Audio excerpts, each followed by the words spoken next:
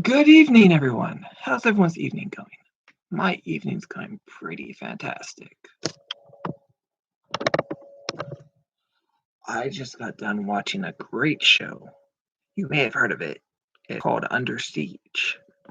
It was a great show from start to finish.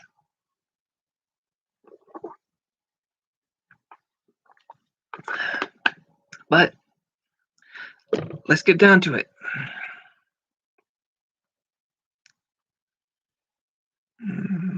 Let's see, go to my notes.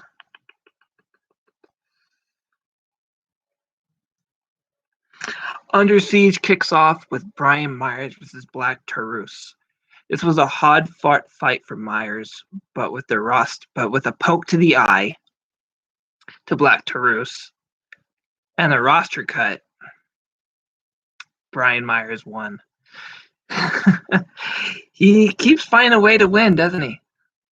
Even though Black Terus was pretty much dominant this whole entire match, he found a way to sneak the win. Fun stuff. Up next, Susan and Kimberley versus Taylor, Wilde, and Tennille Dashwood. This was a lot of fun. To my surprise, Tennille and Taylor worked well together. Yeah, I was actually surprised. Tennille and Taylor actually worked really, really well together, even though they said they're not teams, or they're not friends, or they're not this, they're not that. They worked really well together. The fun part was at the end when Tennille was like, "Hey, we got something here, and Taylor Wilde was having none of it. And they did this selfie thing, and she did the whole face, like a disgruntled face, like, no, it's not happening. So, yeah, they won the match, but Taylor wasn't too happy that they decided to gloat about it.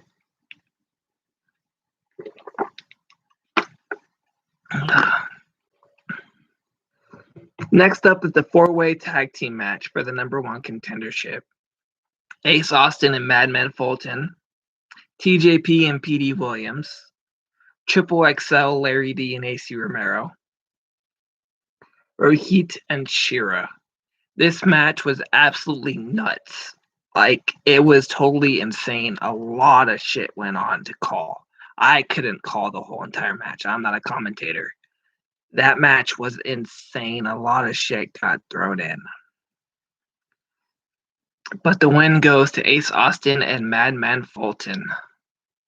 I picked Triple XL to win, and I lost. I thought they deserved a win. I didn't expect Ace Austin and Madman Fulton to win, though. That was a shock to me. Don't make a good match for Finn Juice, though. I believe they'll make a good match for Finn Juice.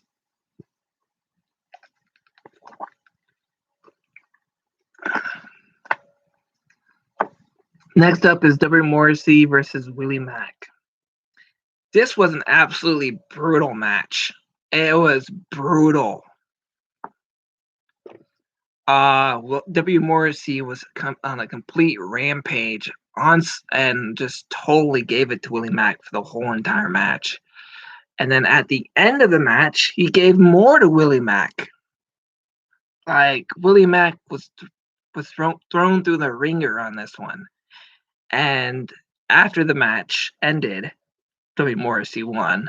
He decided to continue his onslaught and beat up Willie Mack more, brought a chair into the ring, was going to do the whole leg snap thing. And out comes Rich Swann, having none of that, a returning Rich Swann. We haven't seen him since Rebellion. And he kicked W. Morrissey out of the ring pretty quickly with his moveset. And then W. Morrissey tried getting back in. Rich Swann had a chair, like, come on, let's do this.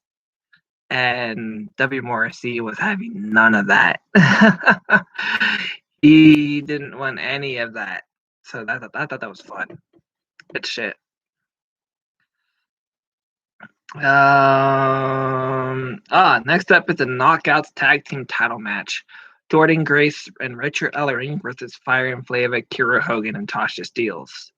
What an excellent match. My God, it was crazy. It was pretty much even from the start, but somewhere down the line, Fire and Flavor played Divide and Conquer. Kira Hogan took out Rachel Ellering with a sliced bread off the ring post, so they both were incapacitated in the ring. Tasha Steelz and Jordan Grace were going at it all. It all eventually led to Tasha Steelz fighting on top of the turnbuckle with Jordan Grace. Tasha fights her off, and then frog splashes on Jordan to get the victory. Yeah, that was a crazy ass match. Fire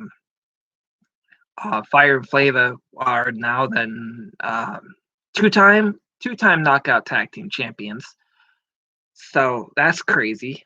I was expecting Jordan Grace and Rich Ellering to win. I mean, it was. Oh yeah, and Rich Swann did the Enzo Amore dance. I thought that was pretty crazy.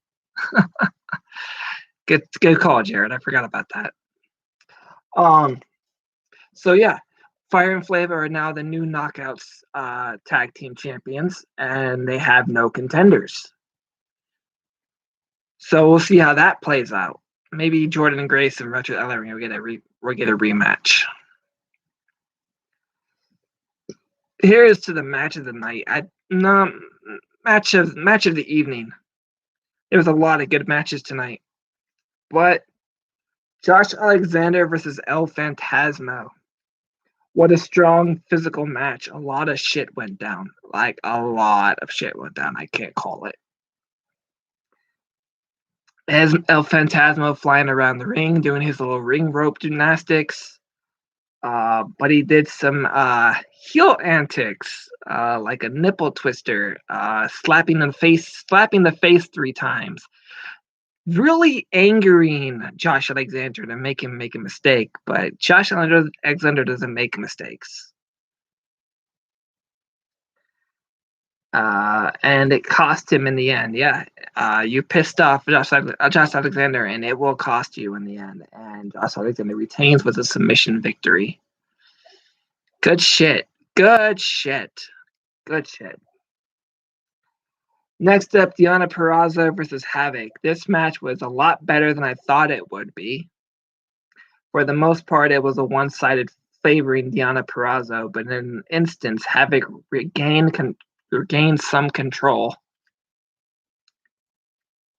And it looked like Deonna was in trouble, but Deonna went after the arm again, and in the end, the Fujiwara armbar was the end for Havoc. She tapped out. Yeah, this was a good match. I didn't really think it was going to be that great of a match because I don't know why, but I didn't think it was going to be one, and it was a spectacular match. I was impressed. It was pretty much favoring Deonna Purrazzo the whole time, though. She was working on the arm the whole time. There was a part where Havoc would have her in submission in a Boston Crab sort of situation, and she couldn't hold the leg because her arm was in so much pain. So she was struggling to keep the second leg. I thought that was pretty great. Little tells to how physical of a technician Deonna Purrazzo is, and she retained another championship match. She's on a roll. She's on a roll.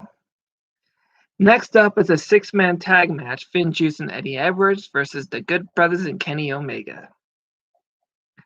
What a crazy ass match. That match was absolutely insane. A lot went on. Eddie Edwards versus Kenny Omega played a good part in it. There was a good, want to say good 2 or 3 minutes with them in the ring. Finn Juice and played the difference for the Good Brothers.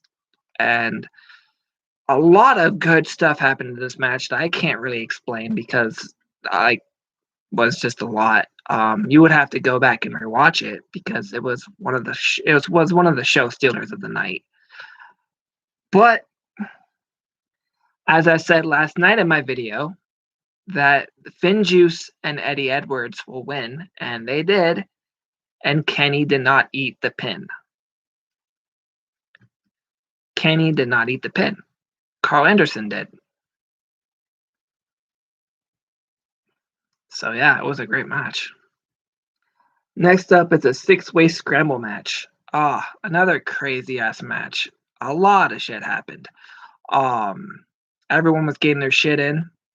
Flying around the ring, not doing tag team moves, doing multiple moves. There was a part in the match where,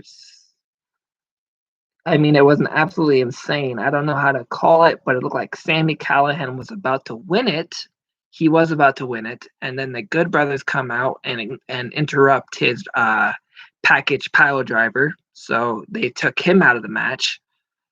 And then in comes Moose taking out Chris Sabin, knee clipping him a few times and then going for that no jackhammer needed spear.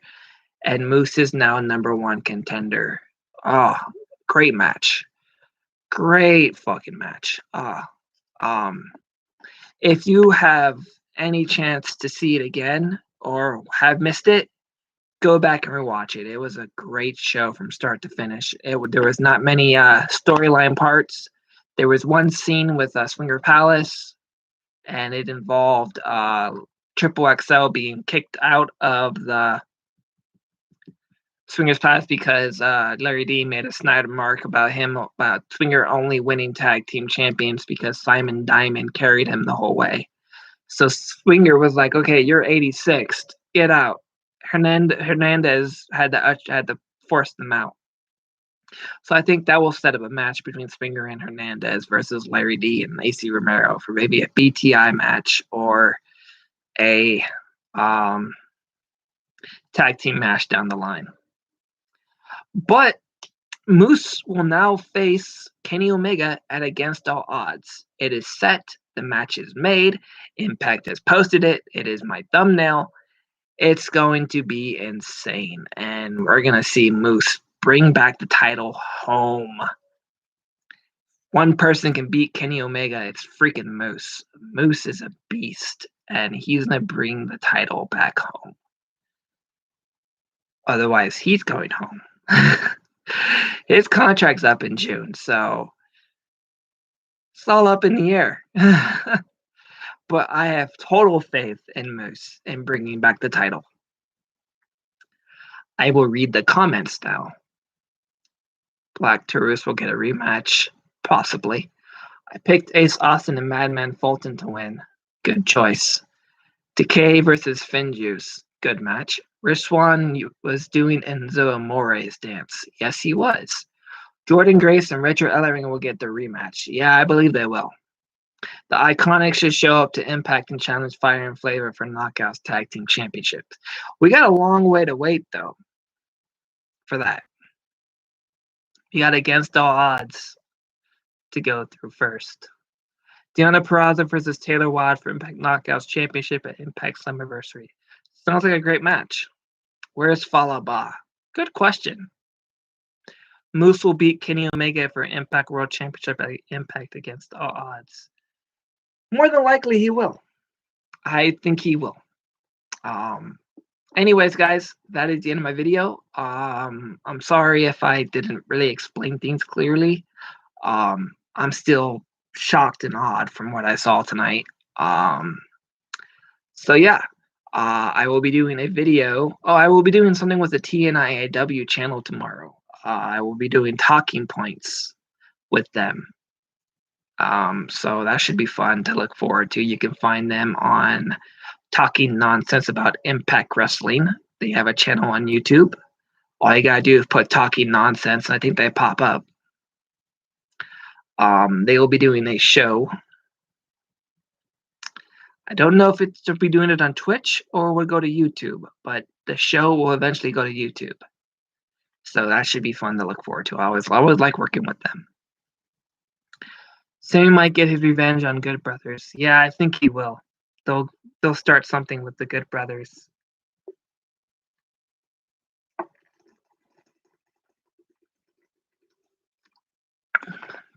Well, anyways, that's the end of my video. Thanks for watching. Like, share, subscribe, retweet, share, tag me, and all that jazz. Laters.